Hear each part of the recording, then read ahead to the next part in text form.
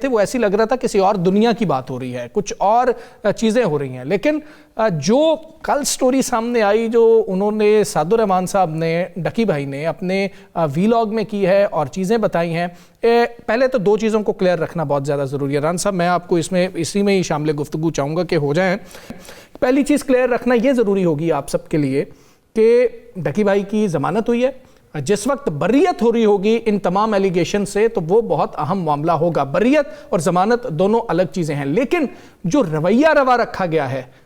وہ بہت ہی افسوسناک ہے۔ جو انہوں نے اپنی پوری سٹوری بتائی ہے کہ ان کے ساتھ یہ سب کچھ ہوا، پھر ان افسران کے خلاف ہم نے اپنے پروگرام میں بریک بھی کی تھی یہ سٹوری، پہلے یہ منظر عام پر نہیں آئی تھی کہ انہی افسران کے خلاف جو مورل پالیسنگ کر رہے تھے ہر جگہ جا کے، یہ سرفراز چوئی صاحب، ان کے حوالے سے یہاں پر جتنے پیسے لیے گئے، جتنے ایلیگیشن تھے، ان کی جو میسز ہیں سعد الرحمان صاحب، ان کی میسز سے جتنے پیسے لیے گئے وہ اسی پروگرام میں ہم نے بات کی تھی، اور یہ بات کرنا بہت زیادہ ضروری ہوتا ہے۔ رانا صاحب، یہ وہ 10 کروڑ دے سکتے تھے، 12 کروڑ دے سکتے تھے، جتنے بھی انہوں نے کوٹ کیے، اپنے کرپٹو کرنسی کے حوالے سے بھی بتایا کہ میرے والیٹ سے اتنے پیسے لے لیے گئے، ٹرانسفر کر لیے گئے، میری بیگم کو اندر شامل نہ کرنے کے 60-70 لاکھ روپے وہ لیے گئے، یہ وہ دے سکتے تھے یا ارینج کر سکتے تھے، ان سے اتنے لیے گئے۔ ایک عام آدمی، ہم کرمنل جسٹس سسٹم کی تفتیشی نظام کی بات کر رہے ہیں، جب وہ جاتا ہے نا کسی تھانے میں اور جب ادھر اس سے پیسے مانگے جاتے ہیں، اس کے لیے 50,000 بھی 10 کروڑ ہوتا ہے، وہ 50,000 بھی ادھار اٹھا کے دے رہا ہوتا ہے۔ یہ پوری جو سٹوری ہے یہ کیا بتاتی ہے کہ ہم نیچے نیچے کھیلتے رہتے ہیں، نیچے نیچے تنقید کرتے رہتے ہیں، بڑے بڑے افسران اس میں شامل ہوتے ہیں۔ دیکھیں یہ بڑی اہم ہے، ڈکی بھائی پکڑے گئے، جی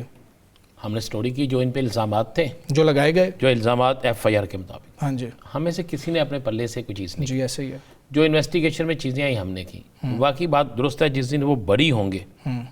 تو ہم ان کی بریت پہ بھی کریں گے۔ ابھی جب تک وہ ضمانت پہ ہیں تو ابھی تک ان پہ وہ جرم ہے، وہ ساری الزام ہے، لیکن یہ ایک غیر اخلاقی حرکت تھی جو ان کے ساتھ کی گئی، جو وہ بتا رہے ہیں، اگر اسی طرح ہے تو پھر بہت غیر اخلاقی حرکت۔ یہ دیکھیں، جرم کیا، آپ نے اس پہ FIR دی، آپ نے FIR دینے کے بعد آپ جو قانون آپ کو کہتا ہے آپ ڈیو پروسیس، یہ کیا بات ہوئی کہ آپ کسی اپنے چاہنے والے کو دکھا رہے ہیں کہ لو بھائی تمہارا فیوریٹ جو تھا میں نے پکڑا ہوا ہے، یہ دیکھو یہ کس طرح ہے، یہ کیا انسانیت ہوئی؟ اب یہاں پہ سوال یہ اٹھتا ہے کہ وہ تھا ڈکی بھائی، اس کے فالورز تھے، اس کے معاملے پہ سب سے بڑا تو ہمیں شکر گزار ہونا چاہیے پاکستان کے اس حساس دارے کو جس نے اس ساری چیز کو دیکھا، جس کو وہ بگ بردر کہہ رہے ہیں، جس نے وہ دیکھا، اور انہوں نے ان لوگوں کے خلاف جو بڑے بڑے لوگ تھے جن کے متعلق سوچ بھی نہیں سکتے، ان کو پکڑا، ان سے برآمدگی کی، پھر وہ لوگ اپنی نوکریوں سے فارغ ہو۔ ہمیں ان کے شکر گزار ہیں کہ انہوں نے بڑا اچھا کیا، لیکن یہاں پہ ایک سوال آ رہا ہے، اگر محمد بوٹا پکڑا، میں یہی سوال کرنے لگا تھا کہ یہ وہ پکڑا جاتا، اس کے ساتھ اس کو پوچھنے والا کتنے لوگ ہوتے، ہم تک آواز کیسے پہنچتی، ہم تک آواز کیسے پہنچتی، کتنے ایسے لوگ ہیں جو پکڑے جاتے ہیں، جو بچارے جن کے گھر کا سامان تک بک جاتا ہے، جن کے گھر کی ساری چیزیں بک جاتی ہیں، جن کے گھر میں کھانے پینے کے لیے کچھ بھی نہیں رہ جاتا، پھر جا کے ضمانتیں ہوتی ہیں۔ کتنے لوگ ہیں جن کے پاس ضمانت کے لیے وکیل نہیں ہے، کتنے لوگ ہیں جن کی آواز سننے کے لیے ٹی وی چینل بھی نہیں ہے، جن کے لیے یوٹیوبر بھی نہیں ہے، جن کے لیے سوشل میڈیا بھی نہیں ہے۔ کیوں نہیں؟ ہم جہاں پہ یہ کہہ رہے ہیں، مثلا آج کی میں ایک سمپل سی مثال دیتا ہوں، میں سمپل سی میں نے صبح فیس بک دیکھی، کسی شخص نے میری فیس بک پہ اپنا اس کا اکاؤنٹ تھا، اس سے لکھا میرے متعلق ہوا کہ رانا سی، نیچے لکھ کے نا ایک اہم ترین حکومتی بڑی اہم ترین شخصیت جس کی ہم بڑی عزت کرتے ہیں، اس کے متعلق غلط لفظ لکھ کے نیچے لکھا رانا سی۔ اچھا، میں سوچ میں بڑھ گیا کہ میں نے یہ کب کہا، میں نے کس سن میں کہا؟ اچھا، میں نے پورا جب کوئی بیان کوٹ کر دیا آپ کے حوالے سے، اچھا، پھر میں نے اس پہ فوری طور پہ میں نے رابطہ کیا سائبر کرائم سے، ٹھیک ہے، میں نے کہا اس سے دیکھیں، آپ کو مزے والی بات بتاؤں، میں نے 3 لوگوں سے رابطہ کیا اور تینوں میں سے ایک بھی شخص ایسا نہیں تھا جس نے مجھے یہ لفظ کہا ہو کہ کچھ کرتے ہیں، سیریس نہیں لیا، انہوں نے کہا یہ کوئی بات نہیں، ایسی ہوتی رہتی ہیں، میں نے کہا اچھا جوک کے، میں نے اپنے ولاگ میں بھی اس کا ذکر کر دیا، میں اب ریکارڈ پہ دور پہ ٹی وی میں بھی ذکر کر رہا ہوں۔ اب یہ چیزیں کئی لوگوں سے منسوخ ہیں، کئی لوگوں سے، اب ہوگا کیا؟ جب ایک دم ایکشن ہوگا پکڑ لیں گے جی حمزہ کو بھی پکڑ لیں, ہاں جی, ثاقب کو بھی پکڑ لیں, پہلے تصدیق تو کریں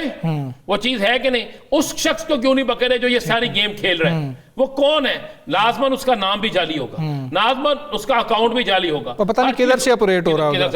تو یہ چیزیں بڑی ضروری ہے, اور ہم سمجھتے ہیں کہ اگر ان کے ساتھ زیادتی ہوئی ہے, جو بظاہر زیادتی نظر آ رہی ہے, جو انہوں نے جرم کیا تھا اس پر کبھی ہم نہیں کہیں گے کہ ان کو رعایت دیں, جو الزام ہے, اور جو انہوں نے جرم نہیں کیا اس پہ سزا نہیں مل سکتی. اور یہ جس طرح کا رویہ رکھا گیا, فیملی کو آپ مینٹلی ٹارچر کر رہے ہیں, اس شخص کو آپ فزیکلی ٹارچر کر رہے ہیں, اور ایک ایسا ادارہ جس پر بڑا اعتماد تھا سب کا, اور وہ اعتماد جو ہے, ادارے اعتماد پہ بھی چلتے ہیں کہ عوام کا اعتماد ہو, اور وہ جس طریقے سے شیٹر ہوا ہے. ثاقب صاحب, کون سی اصلاحات آنی چاہیے اس تفتیشی نظام میں, اور اتنے مشہور شخص کے ساتھ اگر یہ ہو سکتا ہے تو ایک عام آدمی کے ساتھ کیا کچھ ہوتا ہے؟ بالکل, یہ ہمارے پورے ایک جو تفتیشی انویسٹیگیشن کا جو سسٹم ہے, نظام ہے, اس کی عکاسی کرتا ہے. ہم اسپیسیفک کسی ایک شخصیت پہ نہیں جا رہے, لیکن جو کچھ اس نے کہا ہے وہ ہم روزانہ سنتے ہیں, دیکھتے ہیں, لوگ بتاتے ہیں ہمیں ایسی کہانیاں. تو اس لیے اس کہانی کو مطلب بغیر سوچے سمجھے بھی رد نہیں کر سکتے ہم کہیں کہ یار وہ ون سائیڈڈ سٹوری ہے. باقی اس کا کیس آپ نے ٹھیک کہا کہ وہ تو کورٹ ڈیسائیڈ کرے گی نا, لیکن پروسیس کو پنش آپ جو ہے وہ سزا نہیں بنا سکتے. یعنی کہ کسی بندے کو آپ نے جس طرح فرض کریں کہ وہ کہہ رہے ہیں کہ مجھ سے انہوں نے انویسٹیگیشن کرنی ہے. انویسٹیگیشن کس چیز کی کرنی ہے؟ ان کے سارے ڈیجیٹل پاسورڈ, موبائل, ان کے لیپ ٹاپ یا باقی جتنے بھی ان کے جی میل اکاؤنٹس ہیں, ساری چیزیں دے دی گئی, آپ نے بغیر مار کھائے دے دی. تو اس کو مارنے کی کیا ضرورت ہے؟ اس کی تصدیق کرنے کی کیا ضرورت ہے؟ اس کو فیملی بلا کے اس کی تصدیق کرنے کی کیا ضرورت ہے؟ پیسے چاہیے نا, یہ وہ سوالات ہیں, پیسے چاہیے نا بھائی, یہ وہ سوالات ہیں. اب دیکھیں نا, کیا ہمارے یہاں پولیس اور ایف آئی اے جب انویسٹیگیشن ہوتی ہے, کیا وہاں پہ رشوت نہیں لی جاتی؟ کیا وہاں پہ لوگوں کو بلا کے ان کو مار پیٹ, تضحیک وہ نہیں کیا جاتا؟ تو یہ ساری چیزیں ہوتی ہیں. اچھا, اس میں اصلاحات کی ضرورت یہ ہے, سب سے پہلے تو یہ ہے کہ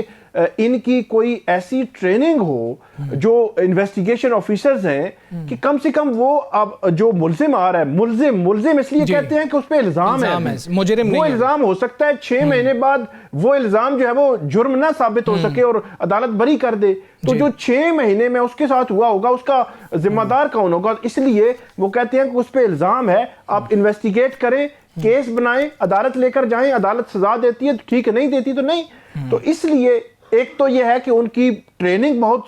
بہت ضروری ہے, خاص طور پر پولیس کے اور ایف آئی اے کے یا این سی سی آئی اے کے جو انویسٹیگیشن آفیسرز ہیں, کہ وہ اس کو انہوں نے بیہیویئر کیسا رکھنا ہے. جو بندہ ان کے سامنے آ رہا ہے, آپ ایک سرٹن لیول تک کچھ کر سکتے ہیں, لیکن مار پیٹ کا یہ نظام ہم نے اسلام آباد بھی دیکھتے ہیں, پنجاب میں بھی دیکھتے ہیں. تو اس کے علاوہ حکومت کو کچھ چیک رکھنا چاہیے, کوئی اکاؤنٹیبلٹی ود ان جو انسٹیٹیوشن, اگرچہ یہ بنے ہوتے ہیں ود ان انسٹیٹیوشن کی کسی کی کوئی شکایت آتی ہے, لیکن اس کو مزید سخت کرنے کی ضرورت ہے, تاکہ یہ جو چیزیں جو ہے وہ دوبارہ سے نہ ہوں, اس قسم کی شکایات دوبارہ سے نہ آئیں. بالکل ایسے